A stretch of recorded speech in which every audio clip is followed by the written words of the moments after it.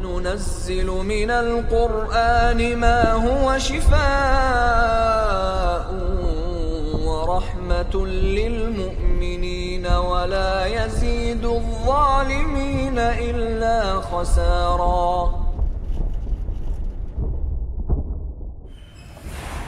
Bismillahirrahmanirrahim. Assalamualaikum warahmatullahi wabarakatuh. Alhamdulillahi rabbil alamin. Wassalatu wassalamu ala asyrafil anbiya'i wal mursalin nabiyyina Muhammadin wa ala alihi wa sahbihi ajma'in. Saudara-saudara seiman yang dirahmati oleh Allah Subhanahu wa taala, alhamdulillah, tidak henti-hentinya kita bersyukur kepada Allah Subhanahu wa taala atas limpahan nikmat dan karunia yang semuanya Allah berikan kepada kita tanpa Allah minta ganjaran dari apa yang Allah berikan kepada kita tersebut. Maka sudah selayaknya lah kita sebagai seorang muslim, sebagai seorang mukmin yang beriman kepada Allah Subhanahu wa taala untuk bersyukur kepada Allah Subhanahu wa taala atas nikmat-nikmat tersebut. Kemudian salawat beriringkan salam tidak henti-hentinya kita ucapkan kepada junjungan kita, Nabi yang sangat kita cintai, qudwah hasanah bagi kita, yaitu Nabi Muhammad sallallahu alaihi wasallam beserta keluarga, sahabat dan orang-orang yang senantiasa mengikuti beliau hingga akhir zaman.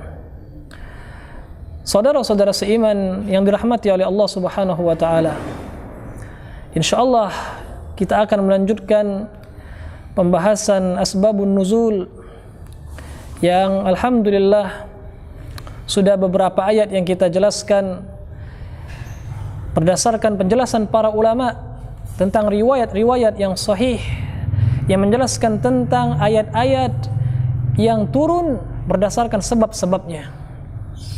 Dan ini adalah pembahasan yang sangat baik untuk kita bersama, wahai kaum muslimin, menjadikan kita lebih memaknai Al-Quran, menjadikan kita lebih memahami Al-Quran itu sendiri.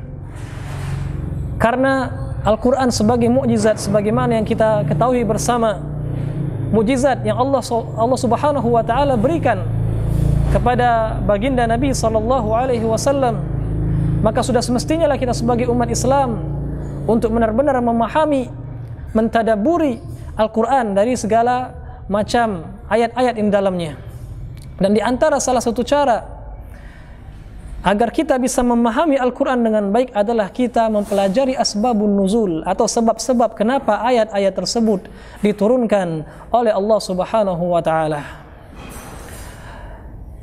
Saudara-saudara yang dirahmati oleh Allah Subhanahu wa taala, pada pertemuan yang lalu telah kita jelaskan asbabun nuzul, ayat-ayat yang ada dalam surah Al-Baqarah. Yang terakhir kita jelaskan yaitu dalam surat Al-Baqarah ayat 125. InsyaAllah akan kita lanjutkan kajian kita tentang ayat-ayat yang memiliki asbabun nuzul yang diriwayatkan secara sahih dari beliau sallallahu alaihi wasallam. Ayat berikutnya yang akan kita jelaskan adalah surat Al-Baqarah ayat 142. Al-Baqarah ayat 142. Allah Subhanahu wa taala berfirman, sayaqulu sufaha'u minan nasi ma wallahum an qiblatihim allati kanu 'alaiha. Dalam surat Al-Baqarah ayat 142 ini Allah berfirman, kata Allah, sayaqulu sufaha, dan orang-orang yang safih. Para ulama menjelaskan sufaha itu artinya adalah orang-orang yang bodoh, orang-orang yang tidak berakal, ya. Para ulama tafsir berbeda pendapat siapa yang dimaksud oleh Allah dalam firman-Nya ini orang-orang bodoh tersebut, orang-orang sufaha itu. Sebagian mereka mengatakan adalah orang-orang kafir Quraisy atau orang-orang kafir Arab. Ya. Sebagian yang lain mengatakan mereka adalah orang-orang musyrikin. Sebagian yang lain mengatakan adalah mereka orang-orang Yahudi. Ya. Kalau kita lihat sebab turunnya ayat ini, maka yang lebih dekat adalah Yahudi. Ya. Sufaha dalam ayat ini adalah orang-orang Yahudi, sebagaimana insyaallah yang akan kita jelaskan. Meskipun sebagian ulama, di antaranya Al-Imam Ibnu Katsir rahimahullah mengatakan ayat ini umum, ya, mencakup semua orang-orang kafir, baik dia itu orang kafir Arab ataupun orang-orang Yahudi. Mereka tercakup di dalam ayat ini. Ya. Maka Allah katakan sayaqulus sufaha, orang-orang bodoh itu akan mengatakan apa yang mereka katakan, ya.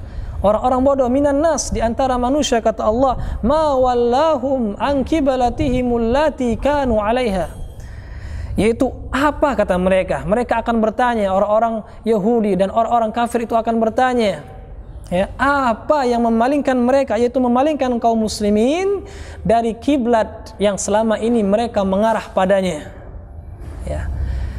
Sebab diturunkan ayat ini adalah tatkala Rasulullah sallallahu alaihi wasallam tatkala beliau hijrah ke Madinah, ya, dari Makkah ke Madinah seperti itu, maka beliau salat mengarah ke arah Baitul Maqdis.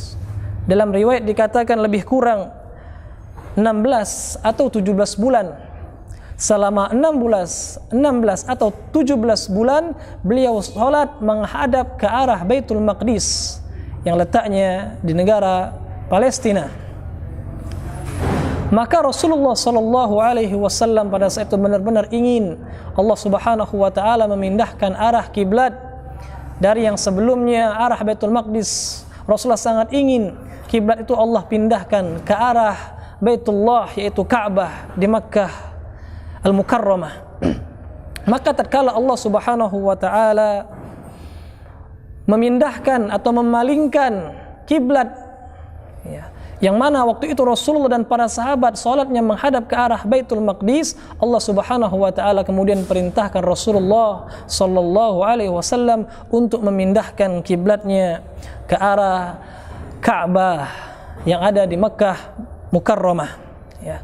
Maka tatkala Rasulullah sallallahu alaihi wasallam berpindah arah, ya, yang tadinya kiblat mengarah ke arah Baitul Maqdis kemudian dipindahkan oleh Allah Subhanahu wa taala ke arah Ka'bah, maka Rasulullah pun melaksanakan perintah Allah dengan segera dan sahabat pun melaksanakan perintah Allah Subhanahu wa taala dengan segera. Tatkala itulah orang-orang Yahudi dan orang-orang kafir yang membenci Islam mereka bertanya-tanya, yang Allah sifati mereka dengan safih, kata Allah, orang-orang bodoh dari kalangan manusia. Mereka bertanya, apa yang menyebabkan kaum muslimin pindah dari yang tadinya kiblatnya itu Baitul Maqdis ke arah Makkah atau ke arah Ka'bah yang ada di Makkah Al-Mukarramah.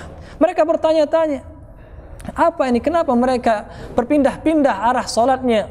Ya. Maka Allah Subhanahu wa taala pun menurunkan ayat ini. Kata Allah, orang-orang bodoh dari kalangan manusia atau dari manusia akan bertanya, akan mengatakan, apa sebenarnya yang memindahkan kiblat mereka itu orang-orang mukminin dari sebelumnya Baitul Maqdis ke arah Ka'bah yang ada di Makkah Al-Mukarramah.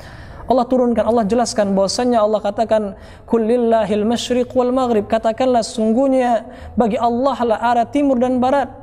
Maka sesungguhnya kaum muslimin yang dirahmati oleh Allah Subhanahu wa taala, umat Islam beribadah ke arah Ka'bah itu bukan karena mereka menganggap Ka'bah itu sebagai sembahan, tidak sama sekali. Hanya orang-orang bodoh lah yang mengatakan bahwasanya kaum muslimin menyembah kotak hitam itu, tidak. Akan tapi itu hanya tempat kita mengarah, wahai kaum muslimin, ya. Dan kita pun mengarahkan ibadah kita atau salat kita ke arah Ka'bah itu atas perintah Allah Subhanahu wa taala. Hanya ketaatan kita kepada Allah Subhanahu wa taala, bukan gara-gara kita menyembah Ka'bahnya, tidak, ya. Karena kita menyembah Allah dan Allah yang kita sembah memerintahkan agar kita memalingkan muka-muka kita ke arah Baitullah, itu ke arah Ka'bah, maka kita taati Allah Subhanahu wa taala. Ya. Jadi kita hanya mentaati Allah, kita hanya menyembah Allah Subhanahu wa taala. Dan Allah yang kita sembah memerintahkan kita untuk menghadap ke arah Ka'bah, maka kita pun taat kepada Allah Subhanahu wa taala. Sebagai realisasi bentuk praktek kita terhadap perintah Allah Subhanahu wa taala, atiullah wa atiur rasul, taatilah Allah dan taati Rasul. Dan Allah Subhanahu wa taala memerintahkan kita untuk mengarahkan wajah-wajah kita ke arah Ka'bah tatkala kita salat, maka kita pun mengarahkan wajah-wajah kita ke arah Ka'bah tatkala kita salat. Maka inilah sebab diturunkannya surat Al-Baqarah ayat 142 ini, itu gara-gara orang-orang Yahudi yang mereka bertanya-tanya tentang kenapa kaum muslimin memindahkan kiblat mereka. Allah jawab, Kata Allah, sungguhnya arah timur dan barat itu semuanya punya Allah Subhanahu wa taala. Ya, dan Allah menunjuki orang-orang yang Dia inginkan. Itu adalah kehendak Allah Subhanahu wa taala. Inilah sebab kenapa Allah menurunkan surat Al-Baqarah ayat 142 ini. Kemudian ayat berikutnya yaitu dalam surat Al-Baqarah ayat 143. Itu firman Allah Subhanahu wa taala, "Wa ma kana Allahu liyudhi'a imanakum." Dan tidaklah Allah Subhanahu wa taala menyia-nyiakan keimanan kalian. Ayat ini masih berkaitan dengan masalah kiblat, wahai kaum muslimin rahimani wa rahimakumullah. Yaitu tatkala kiblat dipindahkan oleh Allah Subhanahu wa taala dari Masjidil Aqsa ya ke Ka'bah seperti itu yang ada di Makkah Musyarrafah, Makkah Mukarramah, maka tatkala itu sebagian kaum muslimin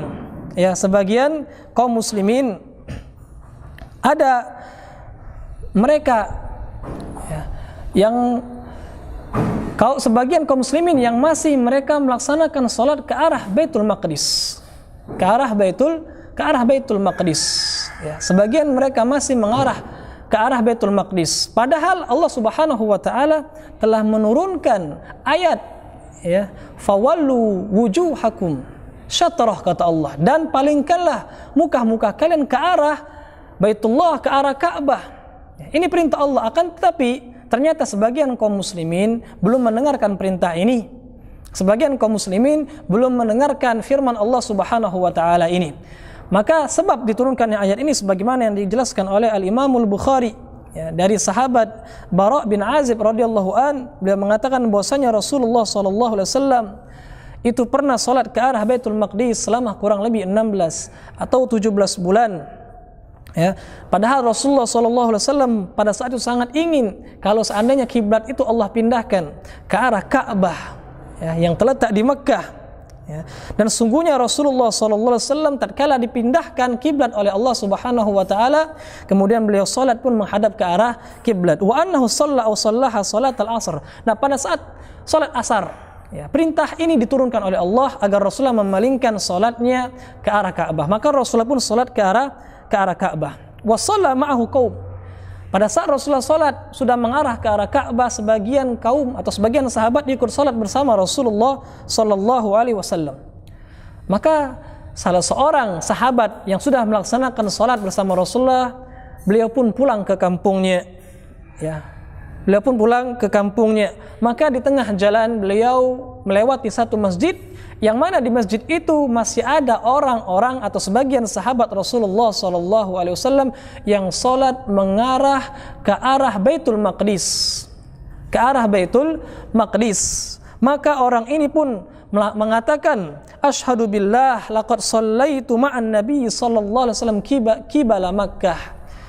Tatkala jemaah masjid sedang solat, dalam suatu riwayat dikatakan mereka sedang dalam keadaan ruku, maka sahabat yang pernah ikut solat bersama Rasul mengatakan, aku bersaksi pada Allah, sungguh tadi aku barusan solat bersama Rasul sallallahu alaihi wasallam dan beliau solat mengarah ke arah Ka'bah yang terletak di kota Mekkah Al-Mukarramah. Maka tatkala sahabat mendengarkan hal ini, mereka pun langsung memalingkan wajah-wajah mereka ke arah Baitullah, yaitu ke arah Ka'bah, ya, ke arah Ka'bah. Maka tatkala selesai diturunkan ayat ini, sebagian sahabat bertanya-tanya, ya, sebagian sahabat bertanya-tanya. Mereka mengatakan, iya, kita yang masih hidup, kita salat sekarang, alhamdulillah Allah turunkan ayat, disuruh kita, diperintahkan kita untuk salat ke arah Ka'bah.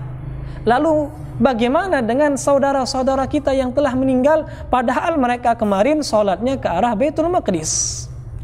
Sahabat pun bertanya, bagaimana dengan saudara-saudara kita yang telah meninggal, yang mereka itu telah terbunuh di jalan Allah, berjihad di jalan Allah, yang mereka selama 16 bulan atau 17 bulan mereka sholat ke arah Baitul Maqdis. Sekarang turun perintah agar sholat ke arah Ka'bah. Maka sahabat pun bertanya-tanya. Akhirnya Allah turunkan firman-Nya, wa ma kana Allahu liyudhi'a imanakum, dan tidaklah Allah menyia-nyiakan keimanan kalian. Kata para ulama tafsir dan ulama sepakat dalam masalah ini, Maksud dari firman Allah Subhanahu wa taala, sungguhnya Allah tidak menyia-nyiakan keimanan kalian. Makna keimanan dalam ayat ini adalah salat.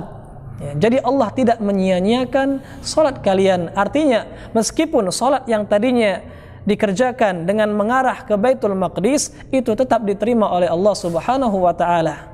Subhanallah, ini rahmat dari Allah Subhanahu wa taala. Maka sebab diturunkan ayat ini adalah tatkala kaum muslimin menanyakan keadaan sebagian sahabat yang terlanjur salat ke arah Baitul Maqdis dan mereka terbunuh di jalan Allah Subhanahu wa taala dan belum sempat untuk salat mengarah Ka'bah yang ada di kota Mekkah. Maka Allah turunkan ayat ini, sungguhnya Allah tidak menyia-nyiakan keimanan kalian. Dan satu faedah yang ingin kita jelaskan wahai saudara-saudara seiman yang dirahmati oleh Allah Subhanahu wa taala, yaitu bahwasanya salat ya, itu dinamakan oleh Allah Subhanahu wa taala dengan keimanan dalam ayat ini. Allah mengatakan wa ma kana Allahu liyudhi'a imanakum, dan Allah tidak menyia-nyiakan keimanan kalian. Sebagaimana tadi kita jelaskan, keimanan dalam ayat ini kata para ulama tafsir adalah salat. Maka salat itu dianggap iman oleh Allah Subhanahu wa taala. Dan ayat ini menjadi dalil bagi kita sebagai ahlus sunnah wal jamaah yang mengatakan bahwasannya iman, ya, iman yang dinamakan dengan keimanan itu maknanya adalah qaulun wa amal, perkataan lisan dan perbuatan amal. Qaulun wa amal, perkataan lisan dan perbuatan amal, dan tentunya keyakinan dalam hati. Ya, keyakinan dalam hati. Maka ayat ini dengan tegas mengatakan bahwasanya salat itu adalah iman.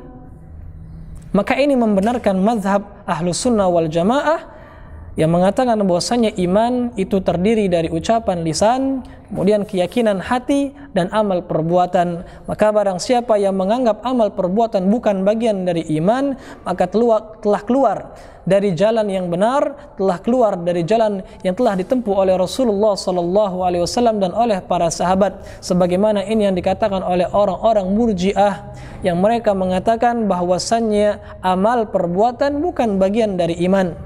Maka mereka menyelisih firman Allah Subhanahu wa taala ini, yaitu dalam surat Al-Baqarah ayat 143. Maka ini di antara faedah yang bisa kita petik dalam hadis ini. Ya. Jadi intinya bahwasanya sebab diturunkan ayat ini adalah tatkala kaum muslimin bertanya ya, kepada sebagian mereka, bahkan mereka bertanya kepada Rasul sallallahu alaihi wasallam tentang keadaan saudara mereka yang dulu sempat salat ke arah Baitul Maqdis, kemudian mereka terbunuh dan belum sempat salat ke arah Ka'bah yang ada di Mekkah Al-Mukarramah. Maka Allah pun berfirman tidak akan menyia-nyiakan pahala atau keimanan, yaitu salat kalian, karena kalian telah melakukan salat karena Allah, maka Allah terima salat-salat tersebut. Ini sebab diturunkan surat Al-Baqarah ayat 143 ini. Kita lanjutkan surat Al-Baqarah ayat 144, yaitu firman Allah Subhanahu wa taala, qad nara taqalluba wajhika fis sama.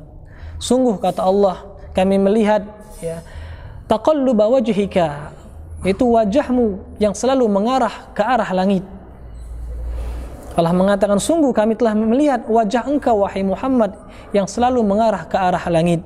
Ya. Al-Imam Al-Bukhari dalam kitab sahihnya meriwayatkan dari Bara' bin Azib, dahulu Rasulullah sallallahu alaihi wasallam salat ke arah Baitul Maqdis kurang lebih 16 atau 17 bulan, dan Rasulullah sangat ingin kalau sekiranya kiblat itu dipindahkan ke arah Ka'bah. Maka Allah pun menurunkan ayat tadi, qad nara taqalluba wajhika fis sama. Sungguh kami telah melihat ya, arah mukamu yang mengarah ke arah langit, kata Allah Subhanahu wa taala. Karena Rasulullah sallallahu alaihi wasallam memohon kepada Allah, Rasulullah memandang ke arah langit, meminta agar Allah menurunkan ayat yang menjelaskan bahwasannya kiblat itu dipindah dari arah Baitul Maqdis ke arah Baitullah, yaitu Ka'bah yang ada di Mekkah Al-Mukarramah. Maka Allah turunkan ayat ini, qad nara taqalluba wajhika fis sama. Sungguh kata Allah, kami telah melihat ya, arah mukamu yang selalu engkau arahkan ke arah langit, kata Allah Subhanahu wa taala. Maka inilah sebab diturunkannya ayat ini oleh Allah Subhanahu wa taala. Dan hadis ini adalah hadis yang sahih sebagaimana diriwayatkan oleh Al-Imam Al-Bukhari. Begitu pula dalam riwayat-riwayat yang lain, riwayat Imam Muslim, riwayat Imam Tirmizi menjelaskan bahwasanya sebab diturunkan ayat ini karena Rasulullah SAW yang sangat ingin kalau sekiranya kiblat itu dipindahkan dari Baitul Maqdis ke arah Ka'bah. Makanya Rasulullah selalu melihat ke arah atas, ya. Melihat ke arah atas, memalingkan wajah beliau ke arah langit seperti itu, memohon agar Allah Subhanahu wa taala yang tentunya berada di atas langit agar menurunkan ayat yang menjelaskan tentang dipindahkannya kiblat dari Baitul Maqdis ke Ka'bah. Akhirnya Allah turunkan ayat ini. Kepada Rasulullah sallallahu alaihi wasallam. Saudara-saudara seiman yang dirahmati oleh Allah Subhanahu wa taala. Kemudian kita lanjutkan ke ayat yang berikutnya, yaitu dalam surat Al-Baqarah ayat 158. Ayat 158, yaitu Allah Subhanahu wa taala berfirman, "Innas safa wal marwata min sya'airillah, faman hajjal baita aw i'tamara fala junaha alaihi ay yattawafa bihima." Kata Allah Subhanahu wa taala, sungguhnya Safa, bukit Safa, wal Marwa dan bukit Marwa min sya'airillah, termasuk syiar-syiar, tanda, ya, tanda atau syiar-syiar Allah Subhanahu wa taala. Maka barang siapa yang berhaji, ya, ataupun dia melakukan ibadah umrah, kata Allah, fala junaha alaihi an yatawafa bihima, maka tidak mengapa baginya untuk melakukan sa'i antara Safa dan Marwah. Antara Safa dan Marwah, ya. Dalam hadis yang sahih, ya, dari Aisyah radhiyallahu taala anha, atau dari Urwah bin Zubair, yaitu keponakan dari Aisyah. Urwah bin Zubair pernah bertanya kepada Aisyah radhiyallahu anha. Beliau mengatakan, "Ara'aiti qaulallahi ta'ala?" Ya Aisyah, wahai bibiku, tidakkah engkau melihat firman Allah Subhanahu wa taala, "Innas safa wal marwata min sya'airillah." Sesungguhnya Safa dan Marwah termasuk syiar-syiar Allah. Maka barang siapa yang ingin haji atau barang siapa yang haji dan umroh, maka tidak mengapa, tidak ada dosa baginya untuk melakukan sa'i, ya. Kemudian dia mengatakan, fawalladzi ma'ala ahadin junahun alla yatufa bis safa wal marwah.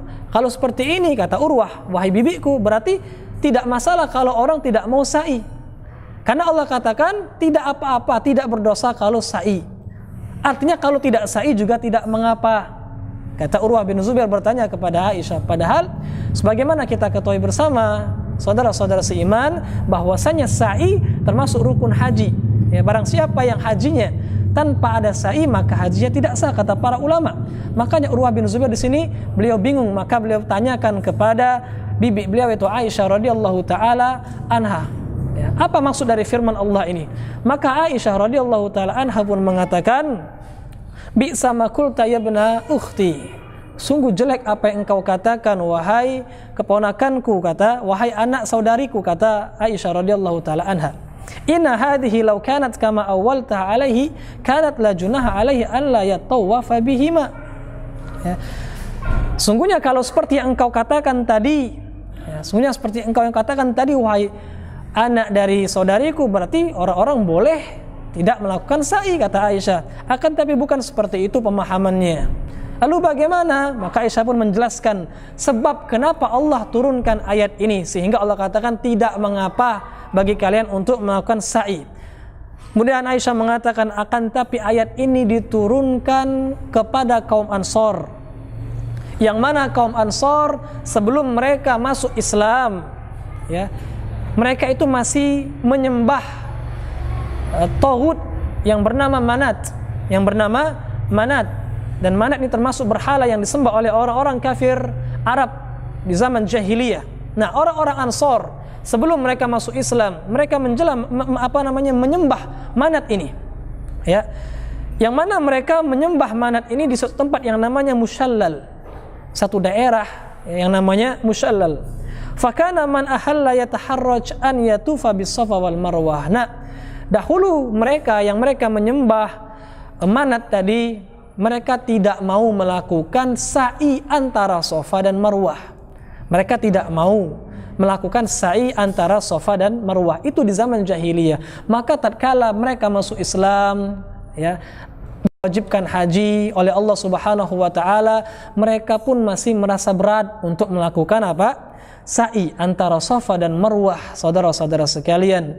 Maka Allah turunkan ayat ini, la junaha alaihi an yatawafa bihima, tidak mengapa baginya untuk melakukan sa'i antara Safa dan Marwah. Artinya untuk menepis pemahaman jahiliyah mereka. Tatkala mereka di zaman jahiliyah mereka tidak mau melakukan sa'i di antara Safa dan Marwah, maka di zaman Islam Allah bolehkan, tidak masalah, boleh saja kata Allah. Maka sebab diturunkan ayat ini adalah untuk kaum Ansor yang mereka tidak mau melakukan Safa dan Marwah tatkala di zaman jahiliyah. Maka tatkala masuk Islam mereka bertanya kepada Rasul sallallahu alaihi wasallam tentang kejadian ini. Ini salah satu sebab.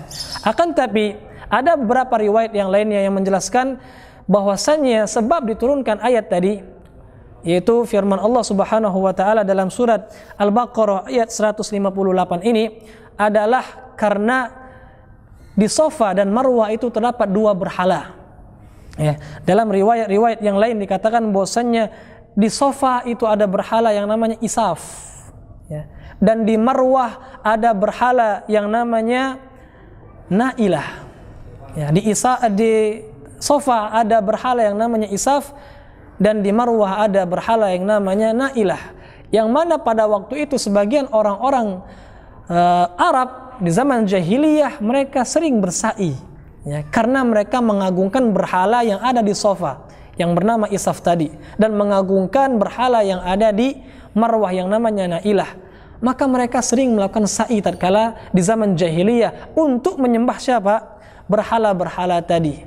Maka tatkala mereka masuk Islam, mereka bertanya kepada Rasulullah SAW, ya Rasulullah, ya, ini kami anggap sebagai asar, sisa-sisa jahiliyah. Karena pada waktu di zaman jahiliyah kami melakukan sa'i antara Safa dan Marwah. Karena pada Safa dan Marwah itu ada dua berhala yang namanya Isaf dan Nailah. Nah, tatkala kami masuk Islam, wahai Rasulullah, apakah boleh kami untuk melakukan sa'i antara Safa dan Marwah? Maka Allah turunkanlah ayat ini. Kata Allah, inna Safa wal Marwata min sya'airillah, sesungguhnya Safa dan Marwah termasuk syiar-syiar Allah Subhanahu wa ta'ala. Maka barang siapa yang haji ataupun umroh, tidak mengapa baginya untuk melakukan sa'i antara keduanya. Ini sebab yang lain yang ada riwayatnya dalam kitab-kitab hadis. Maka sebagaimana yang kita ketahui bersama dalam kaidah yang pernah kita bahas pada pertemuan-pertemuan awal kita, bahwasannya ini tidak menutup kemungkinan dua atau satu ayat ini turun karena dua sebab. Ya, turun karena dua sebab. Sebab pertama karena orang Ansor pada waktu zaman jahiliyah mereka tidak mau melakukan sa'i, ya. Maka di Islam mereka bertanya kepada Rasulullah. Ataupun sebab kedua, orang-orang kafir Arab pada waktu jahiliyah yang mereka melakukan sa'i tapi bukan untuk Allah, melainkan untuk mengagungkan berhala-berhala yang ada pada Safa dan Marwah, yaitu yang bernama Isaf dan Nailah tadi.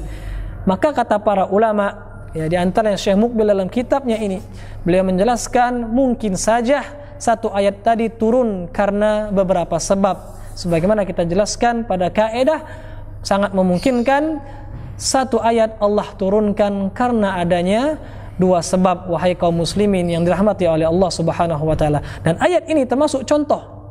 Ayat ini termasuk contoh bahwasanya dia satu ayat akan tapi turun karena dua sebab tadi. Yang sebagaimana dalam hadis Aisyah dan dalam hadis yang lainnya, sebagaimana diterangkan oleh para ulama kita dalam kitab-kitab tafsir dan kitab-kitab asbabun nuzul mereka.